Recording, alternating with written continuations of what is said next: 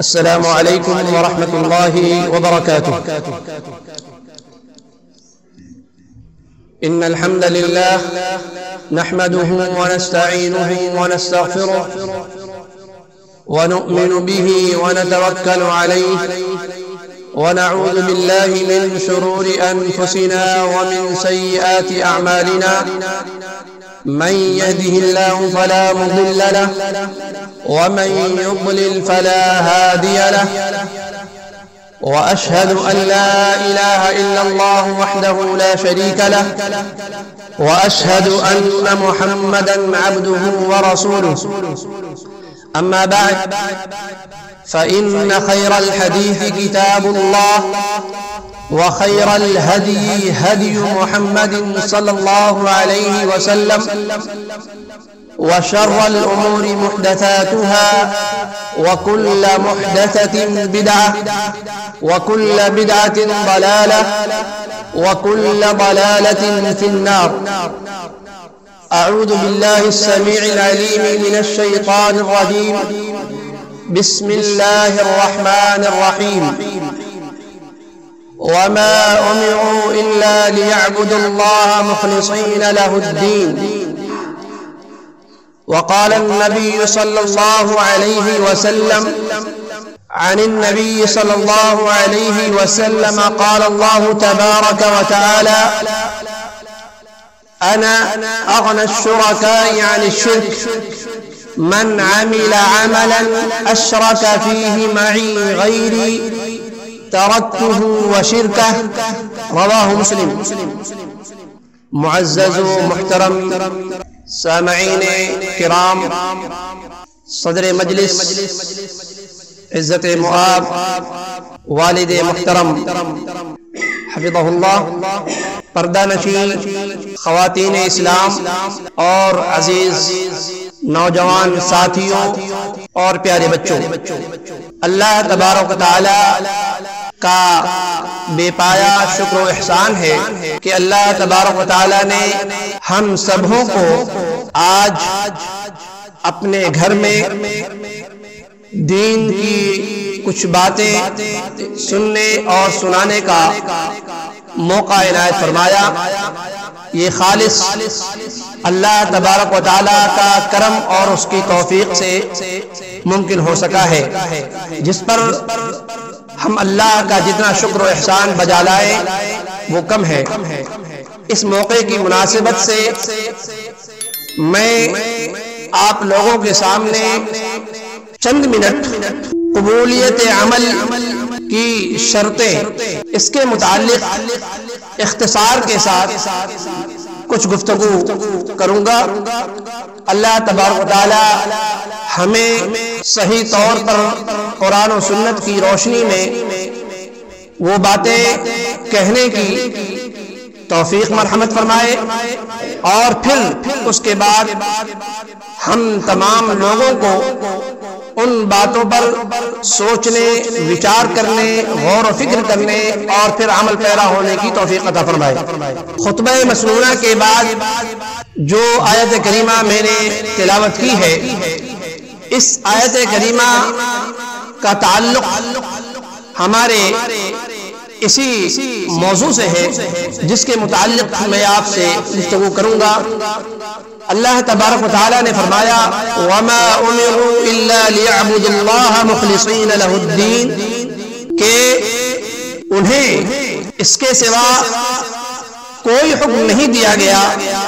کہ صرف وہ اللہ کی عبادت کریں اور اسی اللہ کے لیے اپنے دین کو خالص رکھے.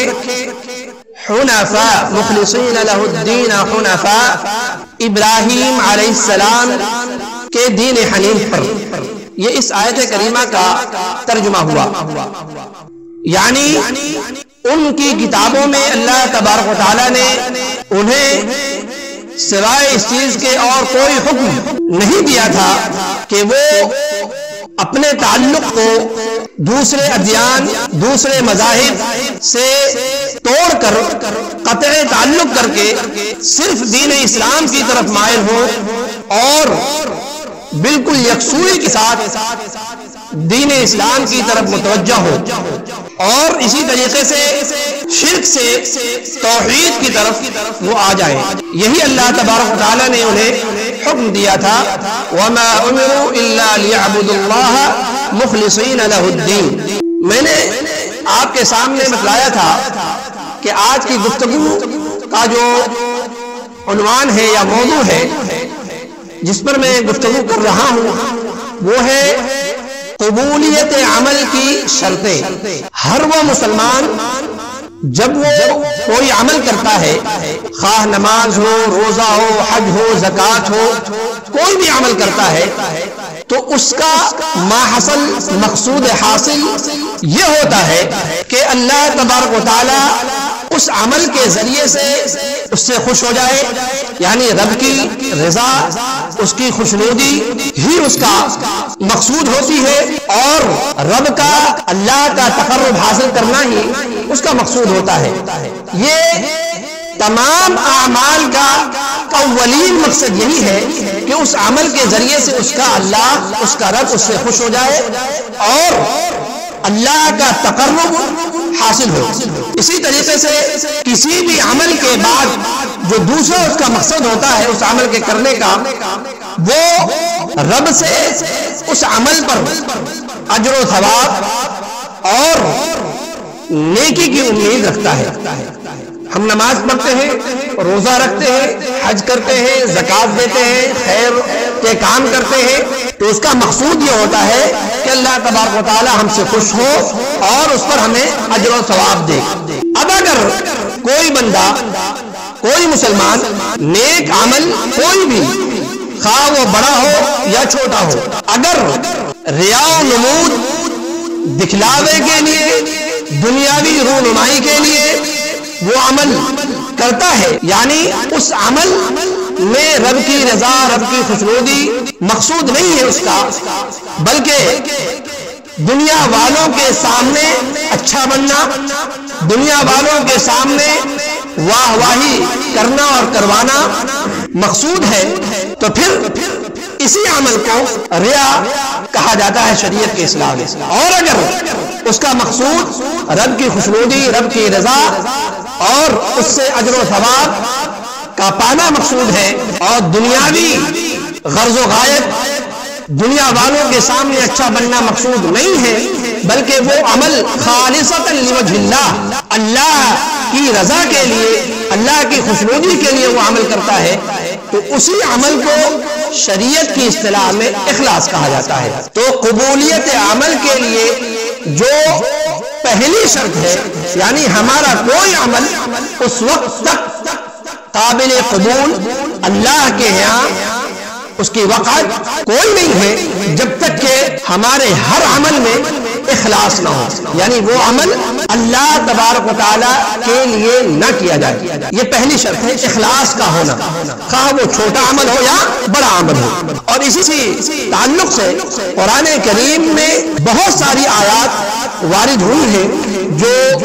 اس طرف اشارہ کرتی ہے. مثلا اللہ تبارک و تعالیٰ نے ایک جگہ فرمایا من کان یرید الحیات الدنیا وزینتها نوفی الیہم اعمالهم فیها وهم فیها لا یبخسون اولئک الذین لیس لهم فی الآخرة الا النار وحبط ما صنعوا فیها وباطل ما كانوا یعملون. یعنی جو شخص دنیا کی زندگی اور وزینت ہے اور اس کی زینت پر فریفتہ ہوا، ہم ایسوں کو ان کے کل اعمال کا بدلہ یہی بھرپور پہنچا دیتے ہیں. نوفی الیہم اعمالہم فیہا، کہ ہم انہیں اسی دنیا میں اس عمل کا بدلہ پورا پہنچا دیتے ہیں، اس کے سارے عمل کا. کس کے لیے؟ یرید الحیات الدنیا، کہ جو دنیاوی زندگی اور اس کی زینت پر فریفتہ ہو کر کے دنیاوی زندگی کے لیے کوئی عمل کرتا ہے تو اس کے اس عمل کا اجر اور اس کے اس عمل کا بدلہ پورا بدلہ اللہ تبارک و تعالیٰ اس کو دنیا ہی میں دے دیتا ہے. وَهُمْ فِيهَا لَا يُبْخَسُونَ، اور اس میں کوئی کسی قسم کی کمی اور کٹوتی اللہ تبارک و تعالیٰ نہیں کرتا، یعنی دنیا میں اس کو پورا بدلہ دے دیتا ہے. أُولَئِكَ الَّذِينَ لَيْسَ لَهُمْ فِي الْآخِرَةِ إِلَّا النَّارُ، مگر ایسے لوگ جنہوں نے اپنے عمل کو دنیا کے لیے ہی کیا، ان کے لیے آخرت میں سوائے نار کے، سوائے آگ کے کچھ بھی نہیں۔ یعنی وہ نیک عمل تو کیا، حج بھی کیا، روزہ بھی رکھا، زکات بھی دی، نماز بھی پڑھا، خیر و فلاح کے کام بھی کیے، سارے نیک اعمال کیا، لیکن ان تمام نیک اعمال کے پیچھے ان کا مقصود یہ تھا کہ دنیا والوں کے سامنے اچھا بننا، دنیا والوں کے سامنے نمازی بننا، دنیا والوں کے سامنے حاجی بننا، دنیا والوں کے سامنے زکاتی بننا۔ اگر یہ مقصود تھا اس کے اس عمل کا، تو اللہ تبارک و تعالیٰ کہتا ہے کہ ہم اس کے اس عمل کا بدلہ اسے دنیا ہی میں دے دیتے ہیں، وَهُمْ فِيهَا لَا يُبْخَسُونَ، اور اس میں کسی قسم کی کوئی کمی نہیں رکھتے۔ مگر أُولَئِكَ الَّذِينَ لَيْسَ لَهُمْ فِي الْآخِرَةِ إِلَّا النَّارُ، مگر ایسے لوگوں کے لیے آخرت میں ہمارے یہاں کوئی اچھائی نہیں ہے، إِلَّا النَّارُ، سوائے نار کے، سوائے جہنم کے، سوائے آگ کے۔ وَحَبِطَ مَا صَنَعُوا فِيهَا وَبَاطِلٌ مَا كَانُوا يَعْمَلُونَ، اور جو کچھ انہوں نے یہاں کیا ہوگا وہاں سب کی سب کیا ہے، برباد ہے، حقارت ہے، اس کی کوئی وقت اللہ تبارک و تعالیٰ کے یہاں نہیں ہے، وہ سارے اعمال برباد ہونے والے ہیں۔ کیوں؟ ایسا کیوں ہے؟ ان دونوں آیات کے تعلق سے مفسرین کا کہنا ہے کہ یہ دونوں آیات جو ہیں، من کان یرید الحیات الدنیا سے لے کر کے کانوا یعملون تک جو آپ کے سامنے میں نے ابھی پڑھی ہے، یہ دونوں آیتیں سورۃ ہود سے اس کا تعلق ہے، اور مفسرین کہتے ہیں کہ یہ آیتیں اہل ریا، یعنی ان لوگوں کے لیے ہے جو اعمال تو نیک کرتے ہیں، مسلمان ہیں، نمازی ہیں، روزہ رکھتے ہیں، حاجی ہیں، زکاتی ہیں، زکات دیتے ہیں، مگر یہ ہے کہ ریاکار ہے۔ ان کو حاجی کہلوانا، نمازی کہلوانا، زکاتی کہلوانا، یا یہ کہ متقی پرہیزگار کہلوانا، یہ اسے پسند تھا، یہ وہ اس کی خواہش تھی کہ لوگ ہمیں ایسا کہیں، تو اس وجہ سے یہ آیت مفسرین کہتے ہیں کہ اہل ریا کے بارے میں نازل ہوئی ہے۔ اسی طریقے سے بعض دوسرے مفسرین کا کہنا ہے کہ اس سے مراد ان آیتوں سے یہود و نصارہ ہے، اور بعض مفسرین کا کہنا ہے کہ یہ آیتیں دنیا کے طلبگاروں کے لیے ہے، یعنی یہ داخل ہے ریاکاروں میں، کہ جو دنیا طلبی کے لیے کوئی عمل کرے ان کے لیے آیتیں ہیں، کیونکہ دنیا دار بھی بعض اچھے عمل کرتے ہیں اور اللہ تبارک و تعالیٰ انہیں دنیا میں اس کا بدلہ دے دیتا ہے، مگر آخرت میں ان کے لیے سوائے عذاب کے اور کچھ بھی نہیں ہے۔ تو ان دونوں آیتوں سے، اور پہلی آیت کریمہ جو خطبے کے بعد میں نے پڑھی ہے جس کا تعلق سورۃ البینہ سے ہے، یہ بات واضح ہوتی ہے کہ ہم عمل کریں، تھوڑا کریں، نماز پڑھے، حج کرے، روزہ رکھے، تھوڑا عمل کریں، مگر وہ خالصتاً لوجہ اللہ کرے، خالصتاً لوجہ اللہ کرے، یعنی اس عمل کے پیچھے اللہ کی خوشنودی، اللہ کی رضا اور اللہ کو ہی خوش کرنا مقصود ہو، اسی سے اس کی اجرت، اس کا اجر، اس کا ثواب حاصل کرنا مقصود ہو، دنیا اس کے پیچھے ہمارے ان اعمال کے پیچھے نہ ہو۔ اسی طریقے سے اخلاص، یہ جو پہلی شرط ہے عمل کی قبولیت کی، جس پر ابھی گفتگو کر رہا ہوں، اخلاص کے معنی کیا ہے؟ اخلاص کہتے ہیں ان یکون مراد العبد بجمیع اقوالہ واعمالہ الظاہرۃ والباطنہ ابتغاء وجہ اللہ تعالی، جس کی تشریح ابھی میں نے کی ہے کہ ایک بندے کا مقصود اس کے اقوال میں، اس کے ظاہری اعمال میں، اس کے باطنی اعمال میں ابتغاء وجہ اللہ تعالی، اللہ تبارک و تعالی ہی کی خوشنودی، اس کی رضا ہی اس کا مقصود حاصل ہو، اسی کو اخلاص کہتے ہیں۔ اور اس کے اپوزٹ، اس کے برعکس، اس کی جو ضد ہے وہ کیا ہے؟ ریا ہے۔ تو یہ ہے اخلاص، جو عمل کی قبولیت کے لیے پہلی شرط ہے۔ اس کے متعلق بہت ساری آیات اس معنی کی قرآن میں آیات وارد ہوئی ہیں اور احادیث نبویہ میں اس کا ثبوت ملتا ہے۔ اس شرط کے بعد جو عمل کی قبولیت کی دوسری شرط ہے، جس کو کہا جاتا ہے موافقت العمل للشرع الذي امر اللہ تعالی الا يعبد الا به، اور اس کو اگر آسان لفظوں میں کہا جائے تو متابعت النبی صلی اللہ علیہ وسلم، یعنی عمل کی قبولیت کے لیے جو دوسری شرط ہے کہ اللہ تبارک و تعالیٰ اخلاص کے ساتھ ہی عمل قبول کرے گا، اور پھر اخلاص کے ساتھ ہمارے اندر اس عمل کے اندر دوسری شرط بھی موجود ہونی چاہیے۔ وہ دوسری شرط کیا ہے؟ متابعت النبی صلی اللہ علیہ وسلم، کہ اس عمل میں خواہ وہ عمل چھوٹا ہو یا بڑا ہو، رسول اللہ صلی اللہ علیہ وسلم کا طریقہ، رسول اللہ صلی اللہ علیہ وسلم کا اسوہ ہونا، پایا جانا لابد اور ضروری ہے۔ جیسے قرآن نے فرمایا لقد کان لکم فی رسول اللہ اسوۃ حسنہ، البتہ تحقیق کے تمہارے لیے اللہ کے رسول صلی اللہ علیہ وسلم میں بہترین آئیڈیل اور نمونہ موجود ہے۔ اور اس کے برعکس یعنی اللہ کے رسول صلی اللہ علیہ وسلم کے طریقے کے پائے جانے کے برخلاف اگر کسی کا عمل ہوتا ہے تو اس کے تعلق سے اللہ کے رسول صلی اللہ علیہ وسلم کی بڑی سخت وعید ہے۔ فرمایا رسول اللہ صلی اللہ علیہ وسلم نے کہ من عمل عملا لیس علیہ امرنا فهو رد، رواہ مسلم۔ تم میں سے کوئی بھی شخص کوئی ایسا عمل کیا، کوئی بھی عمل، نماز، روزہ، حج اور زکوٰۃ، یہ اعمال مثال کے طور پر اس لیے دیے جاتے ہیں کہ چونکہ ان اعمال کو ہر عام و خاص، ہر شخص ان کے بارے میں معلومات ہوتی کہ یہ ہمیشہ ہم سے شریعت کو مطلوب ہے، باقی دیگر جو اعمال ہیں اس کے بارے میں ان کو واقفیت اتنی نہیں ہوتی۔ اس لیے علماء کرام ان ظاہری جو چند بنیادی چیزیں اس کا ذکر، جو اعمال ہے اس کا ذکر کرتے ہیں تاکہ آپ کو، عوام کو سمجھنے میں آسانی ہو۔ تو فرمایا کہ تم میں کا کوئی عمل، تم میں کا کوئی شخص کوئی ایسا عمل کرتا ہے لیس علیہ امرنا، جو ہماری شریعت میں نہیں ہے، ہمارے منہج میں، لیس علیہ امرنا یعنی فی منہجنا فی شرعنا،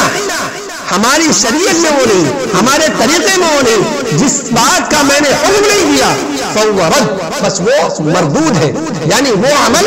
اس پر بے مارا جائے گا، یعنی وہ عمل اللہ تبارک و تعالیٰ کے ہاں مقبول قابل قبول نہیں ہے۔ ابن رجب ایک بڑے محدث اور امام ہیں، وہ اس حدیث کے تعلق سے کہتے ہیں، جامع العلوم والحکم ایک مایہ ناز اور معرکۃ الآراء کتاب ان کی ہے، اس میں یہ عبارت کو نقل کرتے ہیں، کہتے ہیں هذا الحدیث اصل عظیم من اصول الاسلام، یہ حدیث جو میں نے ابھی پڑھی ہے، من عمل عملا لیس علیہ امرنا فهو رد، وہ کہتے ہیں هذا الحدیث اصل عظیم من اصول الاسلام، یہ حدیث اسلام کے اصول و ضوابط اور جو قواعد ہیں ان اصول و ضوابط اور قواعد میں سے ایک عظیم قاعدہ اور ایک عظیم اصل اور ایک عظیم بنیاد کے طور پر یہ دیکھی جاتی ہے، وَهُوَ كَالْمِيزَانِ لِلْأَعْمَالِ فِي ظَاهِرِهَا، اور یہ حدیث ان ظاہری اعمال کے لیے ترازو کی طرح سے، ظاہری اعمال کے لیے ترازو کی طرح سے، یعنی ان وہ اعمال جن کا تعلق ظاہری عمل سے ہے، جیسے ہم ابھی نماز پڑھیں گے، کیا نام ہے، حج کرتے ہیں، زکوٰۃ دیتے ہیں، تو فرمایا کہ وَهُوَ كَالْمِيزَانِ لِلْأَعْمَالِ فِي ظَاهِرِهَا، یہ ظاہری اعمال کے ناپنے کا جو ترازو ہوتا ہے اس طریقے سے یہ کیا ہے میزان قرار دیا اس حدیث کو، کہ آدمی کو چاہیے کہ اس حدیث کو ترازو سمجھ کر کے اپنے عمل کو وہ توڑے۔ فرمایا ٹھیک اسی طریقے سے کما ان حدیث انما الاعمال بالنیات میزان للاعمال فی باطنها، جیسے حدیث انما الاعمال بالنیات کہ اعمال کا دار و مدار، اعمال کی قبولیت کا دار و مدار نیتوں کے صلاح، نیتوں کے صالح اور نیتوں کے اچھے ہونے پر ہے، میزان للأعمال فی باطنها، کہ جیسے یہ حدیث ان باطنی جس کا تعلق نیتوں سے ہے، جن اعمال کا تعلق نیتوں سے ہے، اس عمل کے کو تولنے کے لیے یہ حدیث جو ہے وہ کسوٹی ہے، میزان ہے۔ ٹھیک اسی طریقے سے ظاہری اعمال کے لیے یہ حدیث من عمل عملا یہ ترازو ہے۔ آگے فرماتے ہیں فَكَمَا أَنَّ كُلَّ عَمَلٍ لَا يُرَادُ بِهِ وَجْهُ اللَّهِ تَعَالَى فَلَيْسَ لِعَامِلِهِ فِيهِ ثَوَابٌ، بس ہر وہ عمل جس میں اللہ تبارک و تعالیٰ کی خوشنودی، اللہ تبارک و تعالیٰ کی رضا اور اللہ تبارک و تعالیٰ سے اجر و ثواب کا ارادہ نہ ہو تو اس کے عامل کو، اس عمل کے کرنے والے کو کوئی اجر اور کوئی ثواب نہیں ہے۔ اسی طریقے سے فَكَذَلِكَ كُلُّ عَمَلٍ لَا يَكُونُ عَلَيْهِ أَمْرُ اللَّهِ وَرَسُولُهُ فَهُوَ مَرْدُودٌ عَلَى عَامِلِهِ۔ اسی طریقے سے ہر وہ عمل جو کرنے والا کرتا ہے، اگر وہ عمل اللہ اور اس کے رسول کے حکم کے خلاف ہو فَهُوَ مَرْدُودٌ عَلَى عَامِلِهِ، بس ایسا عمل اس کے کرنے والے پر مار دیا جاتا ہے، رد کر دیا جاتا ہے۔ وَكُلُّ مَنْ أَحْدَثَ فِي الدِّينِ مَا لَمْ يَأْذَنْ بِهِ اللَّهُ وَرَسُولُهُ فَلَيْسَ مِنَ الدِّينِ فِي شَيْءٍ، اور ہر وہ نئی چیز جس کا ایجاد دین کے اندر کیا جائے، مَا لَمْ يَأْذَنْ بِهِ اللَّهُ وَرَسُولُهُ، جس کا حکم اللہ اور اس کے رسول صلی اللہ علیہ وسلم نے نہیں دیا، فَلَيْسَ مِنَ الدِّينِ فِي شَيْءٍ، بس ایسی چیز کا تعلق دین سے نہیں ہے۔ دین وہی ہے جس کا حکم اللہ نے اور اس کے رسول صلی اللہ علیہ وسلم نے دیا ہے۔ تو یہ ابن رجب رحمہ اللہ کے پیارے قول کو میں نے جو ذکر کیا ہے وہ اس حدیث کی مناسبت سے ہے۔ اسی طریقے سے متابعہ کے متعلق اس کے بارے میں اللہ تبارک و تعالیٰ نے قرآن کریم میں فرمایا فَمَنْ كَانَ يَرْجُو لِقَاءَ رَبِّهِ فَلْيَعْمَلْ عَمَلًا صَالِحًا وَلَا يُشْرِكْ بِعِبَادَةِ رَبِّهِ أَحَدًا، تو جسے بھی اپنے پروردگار سے ملنے کی آرزو ہو، خواہش ہو، یعنی وہ شخص جو اپنے رب سے ملاقات کا خواہاں ہے، ملاقات کی خواہش رکھتا ہے، فَلْيَعْمَلْ عَمَلًا صَالِحًا، تو اسے چاہیے کہ وہ عمل صالح کرے، وَلَا يُشْرِكْ بِعِبَادَةِ رَبِّهِ أَحَدًا، اور اپنی عبادت میں کسی کو وہ شریک نہ کرے۔ عمل صالح کسے کہتے ہیں؟ یعنی نیک عمل کسے کہتے ہیں؟ نیک عمل وہ ہے جو سنت کے عین مطابق ہو۔ ہم نماز پڑھتے ہیں، سنت کے مطابق ہونی چاہیے، جیسے کہ اللہ کے رسول صلی اللہ علیہ وسلم نے ہمیں پریکٹیکل طور پر کر کے پڑھ کے دکھلایا ہے، ہماری نماز بھی ویسی ہی ہونی چاہیے۔ ہمارا وضو، ہماری نماز، ہمارا اٹھنا، ہمارے رکوع، ہمارے سجود، ہمارے قیام، ہمارے جلوس اللہ کے رسول صلی اللہ علیہ وسلم کے مطابق ہونا چاہیے۔ یہ عمل صالح کی تشریح ہے کہ وہ سنت کے مطابق ہو۔ اسی طریقے سے اس عمل میں کسی کو شریک نہ ٹھہرایا جائے، یعنی اللہ کے لیے کیا جائے، اور اس عمل میں شرک و بدعت کا شائبہ نہ ہو، یعنی نہ تو بدعت پائی جائے اس عمل میں، گھٹانا بڑھانا یا اپنے طریقے پر کرنا یہ چیز بھی نہ پائی جائے، اور اس عمل میں اللہ کے علاوہ کسی اور کے لیے اس عمل کو نہ کیا جائے، اس عمل سے بھی وہ پاک ہو۔ یہ عمل صالح کی تشریح ہے، توضیح ہے، جس کی وضاحت عمل صالح یعنی ایک عمل اس کو کہتے ہیں کہ جو سنت کے مطابق ہو، اور بدعت شرک اس میں اس کی ملاوٹ نہ ہو، اور اگر ایسا ہوتا ہے تو پھر کیا ہے؟ قرآن نے فرمایا لَإِنْ أَشْرَكْتَ لَيَحْبَطَنَّ عَمَلُكَ، اگر آپ بھی اپنے عمل میں اللہ کے علاوہ کسی کو شریک کرتے ہیں، اس میں مخاطب اللہ کے رسول صلی اللہ علیہ وسلم، اولین مخاطب کون ہے؟ اللہ کے رسول صلی اللہ علیہ وسلم فرمایا لَإِنْ أَشْرَكْتَ لَيَحْبَطَنَّ عَمَلُكَ، اگر آپ بھی اپنے اعمال میں کسی کو شریک کرتے ہیں تو آپ کے اعمال کو بھی برباد کر دیا جائے گا۔ اس عمل کا ہمارے ہاں پھر کوئی اس عمل کی کوئی وقت، کوئی قدر و قیمت نہیں ہوتی، جبکہ یہ چیز ممکن نہیں تھی اللہ کے رسول صلی اللہ علیہ وسلم کے لیے، مگر چونکہ اللہ کے رسول صلی اللہ علیہ وسلم پر شریعت مکمل ہوئی، اس لیے بہت سارے ایسے مقامات پر اللہ کے رسول صلی اللہ علیہ وسلم کو خطاب کرتے ہوئے اسلام نے اس کی اہمیت یا اس کی خطورت کو بتلایا ہے۔ اسی طریقے سے اللہ کے رسول صلی اللہ علیہ وسلم نے متابعہ یعنی اللہ کے رسول صلی اللہ علیہ وسلم کے طریقے کے مطابق عمل کیا جائے، اس پر اللہ کے رسول صلی اللہ علیہ وسلم کی بہت معروف اور مشہور حدیث ہے کہ فرمایا رسول اللہ صلی اللہ علیہ وسلم نے کہ علیکم بسنتی وسنت الخلفاء الراشدین المہدیین من بعدی عضوا علیہا بالنواجذ، اور اسی طریقے سے بدعت سے تحذیر اور بچنے کا حکم دیا، فرمایا وَإِيَّاكُمْ وَمُحْدَثَاتِ الْأُمُورِ فَإِنَّ كُلَّ بِدْعَةٍ ضَلَالَةٍ، کہ تم پر لازم ہے کہ تم میری سنت کو اپناؤ، لازم پکڑو، اور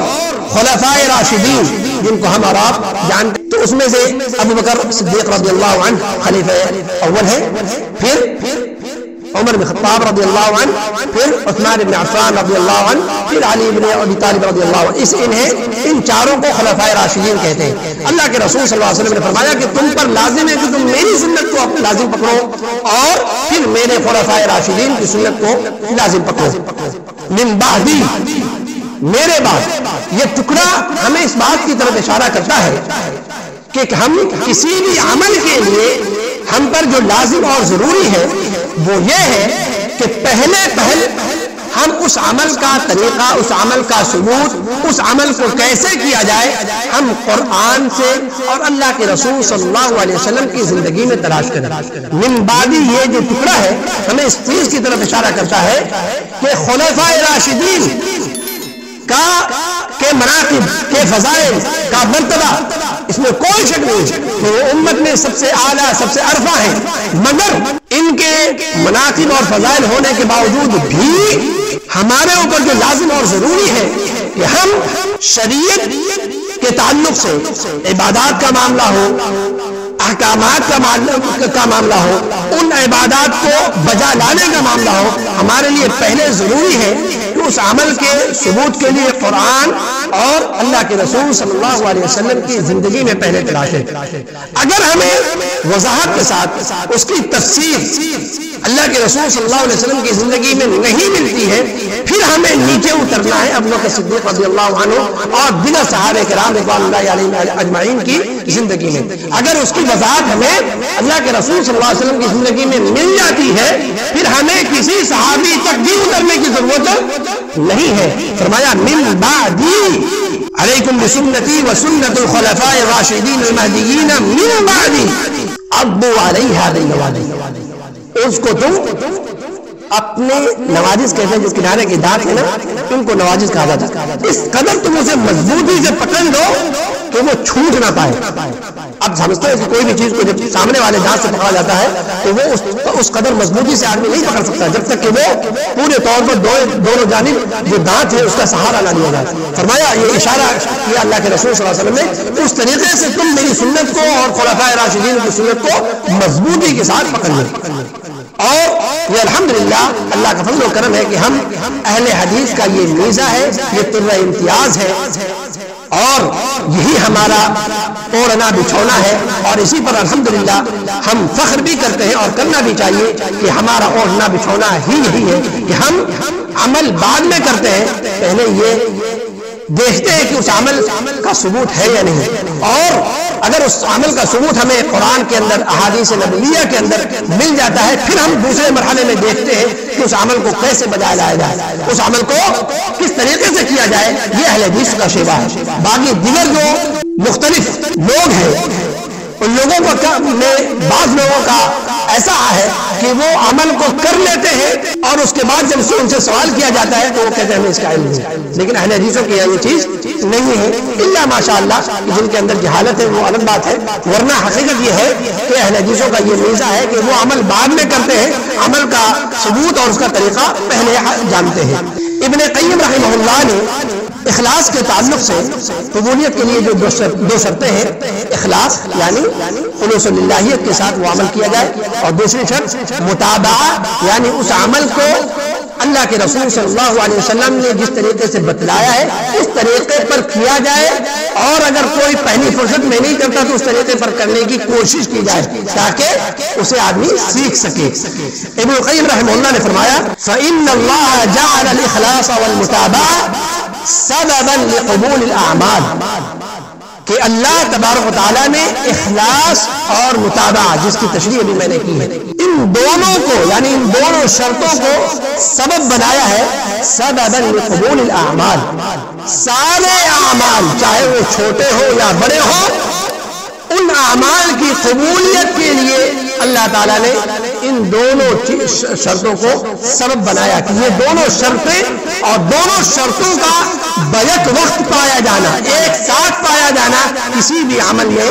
ضروری اور لازمی ہے اور لابدی ہے۔ فرمایا فَإِذَا فَقَدَ لَمْ تُقْبَلُ الْأَعْمَالِ، لَمْ تُقْبَلِ الْأَعْمَالِ، کہ اگر فَإِذَا فَقَدَ، اگر ان دونوں میں سے کوئی ایک شرط بھی مفقود ہو گئی، ختم ہو گئی، تو وہ عمل کیا ہے؟ قابل قبول نہیں ہے۔ یہ ابن القیم کی معروف کتاب الروح، بہت معرکۃ الآراء کتاب ہے، اس کے اندر یہ عبارت ان کی موجود ہے۔ اسی طریقے سے قرآن کریم میں جہاں بھی اعمال کا ذکر ہے، کہیں بھی اکثر عمل کا ذکر نہیں ہے، احسن عمل کا ذکر ہے۔ اور اس کی تشریح کرتے ہوئے فضیل ابن عیاض کہتے ہیں کہ احسن عمل یعنی اخلصہ واصوبہ، کہ احسن عمل یعنی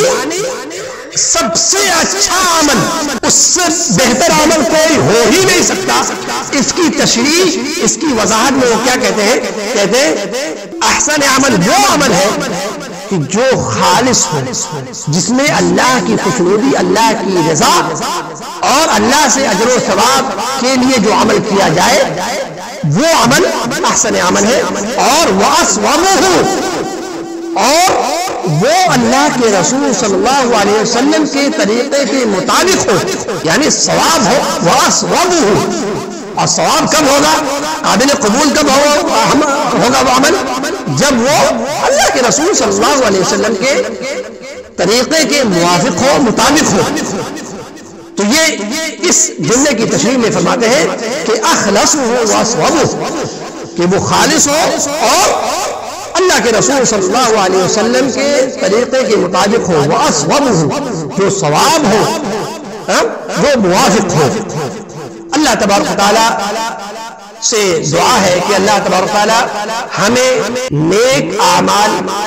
زیادہ سے زیادہ کرنے کی توفیق عطا فرمائے، اور ان اعمال کو خالصتاً اپنے لیے، اپنی رضا کے لیے، اپنی خوشنودی کے لیے، اور اس پر اجر و ثواب دینے کے لیے ہمیں کرنے کی توفیق عطا فرمائے، کہ اس عمل سے ہمیں رب کی خوشنودی بھی حاصل ہو،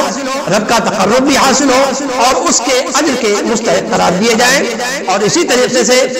ہمیں اس کی توفیق دے کہ ہم اس عمل کو اللہ کے رسول صلی اللہ علیہ وسلم کے بتلائے ہوئے طریقے کے موافق کریں۔ آمین۔ اقول قولی هذا واستغفر الله لي ولكم ولسائر المسلمين فاستغفروه من كل ذنب انه هو الغفور الرحيم، والسلام عليكم ورحمة الله وبركاته۔